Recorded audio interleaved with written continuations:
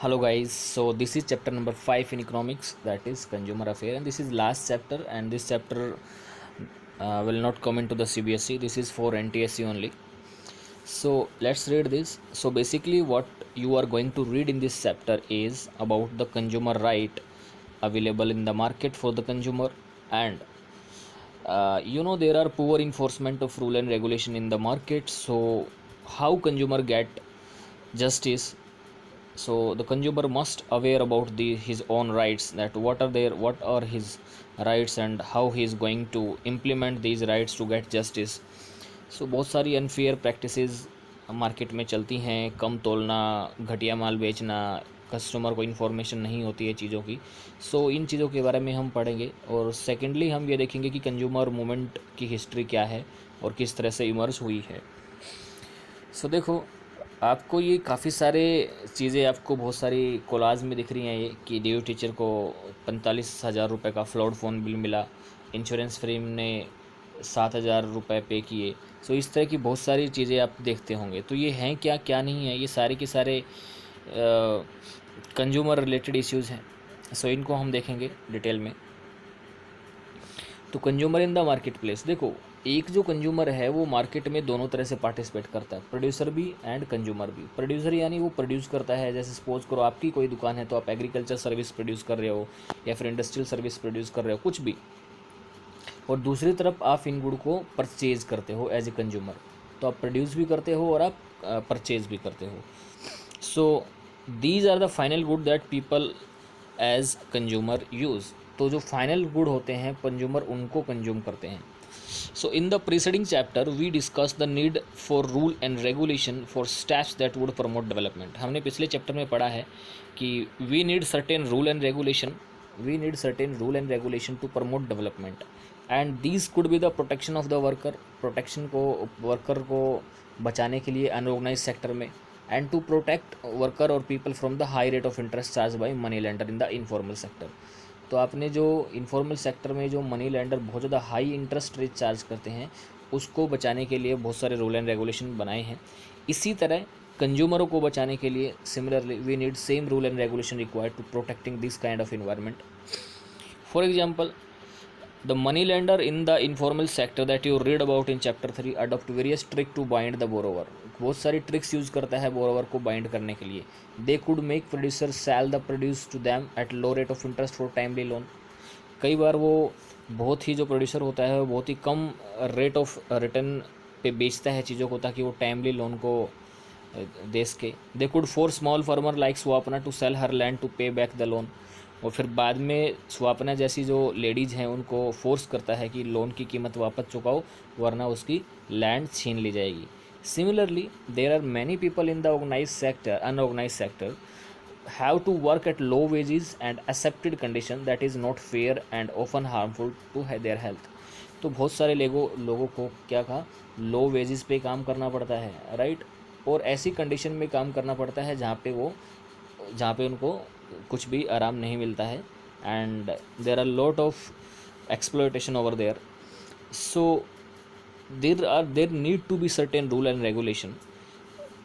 किसी भी संस्था या किसी भी ऑर्गेनाइजेशन को चलाने के लिए सर्टेन रूल एंड रेगुलेशन ज़रूरी है ताकि लोगों को प्रोटेक्ट किया जाए. And there are organisation that have struggled for long to ensure these rules are followed. और बहुत सारी ऐसी ऑर्गेनाइजेशन हैं जिन्होंने मेहनत की है कि ऐसे रूल एंड रेगुलेशन फॉलो होते रहें. So likewise rule and regulation are required for the protection of the consumer in the market place. तो इसी तरह रूल एंड रेगुलेशन चाहिए ताकि मार्केट प्लेस में जो कंज्यूमर है उनको बचाया जा सके. इंडिविजुअल कंज्यूमर होता है जनरली वो वीक पोजीशन पे होता है. whenever there is a complaint regarding good and services that had been bought, the seller try to shift all the responsibility to the buyer. जब भी कोई कंप्लेंट आती है कोई भी कंज्यूमर की, तो जो सेलर होता है वो सारी की सारी रिस्पॉन्सिबिलिटी किस पे छोड़ देता है, बायर पे छोड़ देता है. और जो पोजीशन है उसकी, if you did not like what you boat please go elsewhere. तो जनरली जो बेचने वाला, सामान बेचने वाला जो सेलर होता है वो जनरली कह देता है कि अगर आपको पसंद नहीं है तो आप वहाँ से ख़रीद ले जहाँ पे आपको पसंद है. If you don't like what you vote please go elsewhere, कहीं दूसरी जगह चले जाओ. And if the as if the seller has no responsibility once a sale is completed. और जनरली सेलर की कोई रिस्पॉन्सिबिलिटी नहीं होती है एक बार जब सेल पूरी हो जाती है। The consumer movement as we shall discuss later as an effort to change this situation. और जो कंज्यूमर मूवमेंट था, इसी सिचुएशन को चेंज करने के लिए जो कंज्यूमर मूवमेंट चला था। तो एक्सप्लॉयटेशन बहुत अलग तरीके से होता है। Sometimes trader indulge in unfair trade practices as when shopkeeper weigh less than what they should, और when trader add charges that are not mentioned before, when adulterated defective goods are sold. So mostly जो होता है exploitation, सबसे पहले जो trader होते हैं वो कम तोलते हैं। आपने देखा होगा बहुत बार कम तोल दिया जाता है, और कई बार ट्रेडर इस तरह के चार्ज मेंशन कर देते हैं जो मतलब मेंशन नहीं होते, अननेसेसरी चार्जेस वो उन पे लगा देते हैं। और कई बार उसमें जो मिलावट है गुड्स में या सर्विसेज में, गुड्स में मिलावट करते हैं, या फिर कई बार डिफेक्टिव गुड्स भी वो बेचते हैं। तो ये सारी अनफेयर ट्रेड प्रैक्टिसेस हैं जो ट्रेडर्स फॉलो करते हैं। और market do not work in fair manner, और मार्केट फेयर मैनर में काम नहीं करता व्हेन प्रोड्यूसर आर फ्यू, जब प्रोड्यूसर बहुत ही कम हो और पावरफुल हो। Whereas consumer purchase in small amount and scattered, जब प्रोड्यूसर है, जो भी कोई प्रोड्यूसर है अगर वो बहुत ही कम है और प्लस पावरफुल है और कंज्यूमर बहुत ज़्यादा है, तो ये लोग बहुत ज़्यादा रूल करते हैं। And this happen specially when large companies are producing these goods, और ये तब होता है जब लार्ज कंपनी गुड्स को प्रोड्यूस कर रही है। And these companies with huge wealth power and manipulate the market, so इन कंपनी के पास बहुत सारी पावर होती है, वेल्थ होती है, गवर्नमेंट का भी सपोर्ट होता है। सो ये आराम से मार्केट को मैनिपुलेट कर सकती है अपने हिसाब से। कई बार मीडिया के थ्रू भी फॉल्स इन्फॉर्मेशन दी जाती है ताकि कस्टमर को अट्रैक्ट किया जा सके। कई बार देखो जैसे मीडिया भी जैसे एडवर्टाइजमेंट करती हैं, ये कंपनियां फॉल्स एडवर्टाइजमेंट करती है। फॉर एग्जांपल रिसेंटली केस था कि fair and lovely it discourage the coloured people that about and make them insensitive about their colour. So mostly people use Fair and Lovely, but it does not work anything like that. So these companies fake advertisement to attract the consumer. For example, a milk company for the year sold powder milk for the babies all over the world as the most scientific product, claiming that this is the better than mother milk.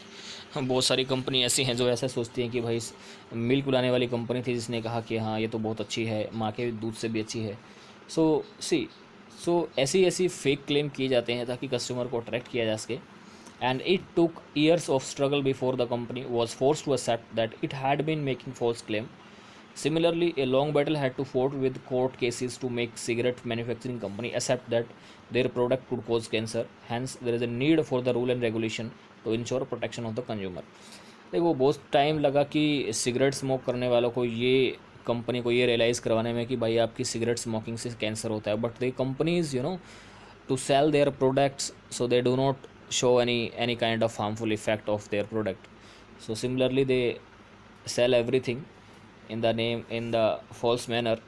So to curb all these mians we need what and rule and regulation. हमें rule and regulation चाहिए ये सारे की सारे मियान्स रोकने के लिए।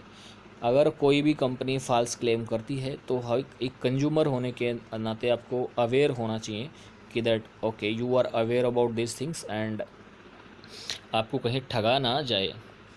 सो this chapter is more or less about the project work, so make sure you do all kind of project activity.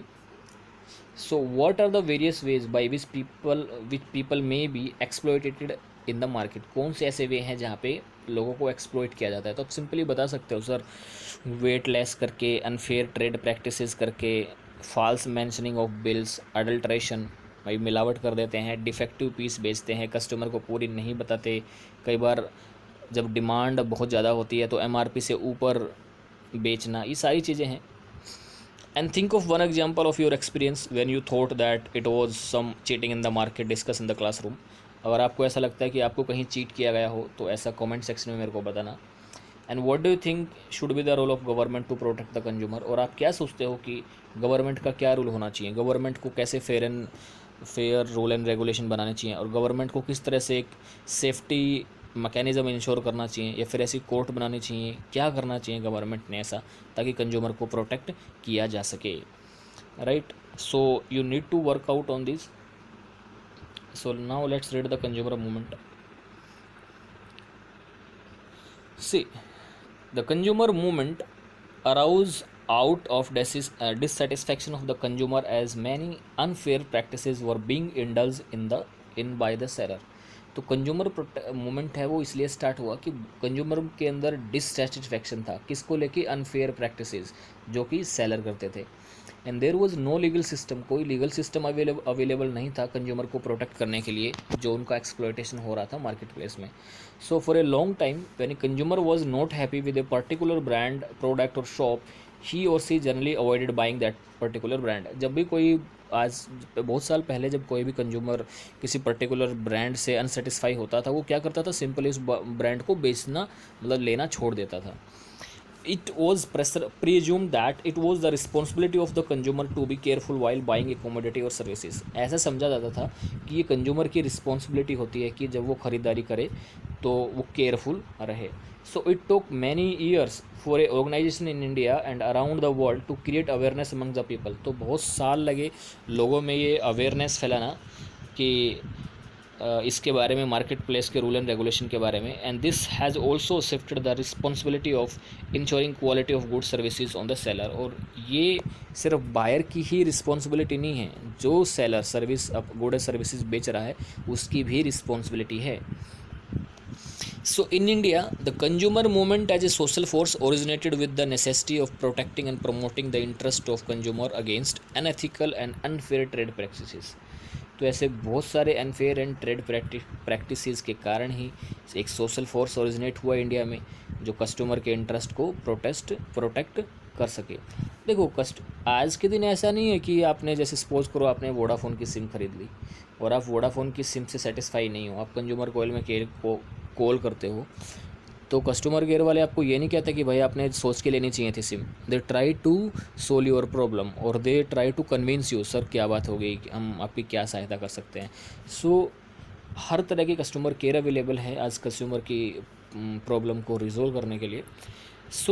लेकिन ये पहले चीज़ें नहीं होती थी, पहले सेलर की इतनी ज़्यादा रिस्पॉन्सिबिलिटी नहीं होती थी, बायर की होती थी, लेकिन आज के दिन सेलर की भी बहुत ज़्यादा रिस्पॉन्सिबिलिटी होती है। Rampage food shortage, hoardings, black marketing, adulteration of food, edible oils gave birth to the consumer movement in an organized form in 1960s। ये जितनी भी चीज़ें हैं, ब्लैक मार्केटिंग करना, फूड शॉर्टेज की कमी करना, होर्डिंग कर लेना, स्टॉक भर लेना, एडिबल ऑयल ये वगैरह इनमें मिलावट करना, इस तरह की चीज़ें हैं, इन्होंने कंज्यूमर मूवमेंट को एक ऑर्गेनाइज्ड फॉर्म दिया 1960s तक। और 1970 तक जो कंज्यूमर ऑर्गेनाइजेशन था उसने लार्जली राइटिंग लिखना स्टार्ट किया, आर्टिकल्स लिखने स्टार्ट किए न्यूज़पेपर में, होर्डिंग्स वगैरह लगाने स्टार्ट किए, एग्जीबिशन करने स्टार्ट किए। और they formed consumer group to look into the malpractices in the ration shop and overcrowding the road passenger transport. More recently India witnessed a upsurge in the number of consumer groups. So इन लोगों ने जो ration shop में जो मैल practices होती थी, जो गलत काम होते थे, जो राशन को, अच्छे राशन को डाइवर्ट कर देना, ख़राब राशन लोगों को बेचना, और जो पब्लिक ट्रांसपोर्ट था उसमें भी ओवर क्राउडिंग होती है। आज भी आप देखोगे तो बहुत ज़्यादा ओवर क्राउडिंग होती है, पैसेंजर को बहुत सही फील नहीं होता है, पैसेंजर पैसा भी देता है फिर उसके बावजूद भी वो खड़ा होकर परेशान होकर जाता है। सो ये सारी की सारी चीज़ें, जैसे आज के दिन प्राइवेट में ये सब चीज़ें नहीं होती हैं, जितनी सीट होती हैं उतना ही देते हैं, जो डिलक्स और लग्जरी बस होती हैं। सो रिसेंटली इंडिया में काफ़ी कंज्यूमर ग्रुप्स हैं जो आए हैं। सो कंज्यूमर इंटरनेशनल, तो 1985 में यूनाइटेड नेशन ने एक UN guideline for consumer protection adopt की, और ये एक ऐसा टूल था जिसमें नेशंस को अपने कंज्यूमर को प्रोटेक्ट करने के लिए कुछ काम करने थे और गवर्नमेंट को इन पे फोकस करना था।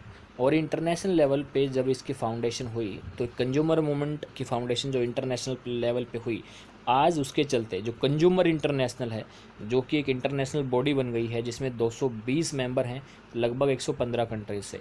मतलब कंज्यूमर इंटरनेशनल आज के दिन कंज्यूमर के इंटरेस्ट को प्रोटेक्ट करने के लिए एक ऐसी ऑर्गेनाइजेशन बना दी गई है इंटरनेशनल लेवल पे जो कंज्यूमर को प्रोटेक्ट करती है। कब बनाई ये? 1985। So because of all of these efforts, the movement succeeded in the bringing pressure on the business firm as well as government to correct business conduct which may be unfair and against the interest of consumer at large। So ये movement काफ़ी successful हुआ और इस moment के चलते government जो business domain थी या फिर जो मार्केट प्लेस थे उन पे जो भी अनफेयर प्रैक्टिसेस करते थे उन पे कंट्रोल लेके आया गया। और दूसरा मेजर सिग्निफिकेंट स्टेप जो गवर्नमेंट ऑफ इंडिया ने लिया 1986 में, वो क्या था? The consumer protection act 1986।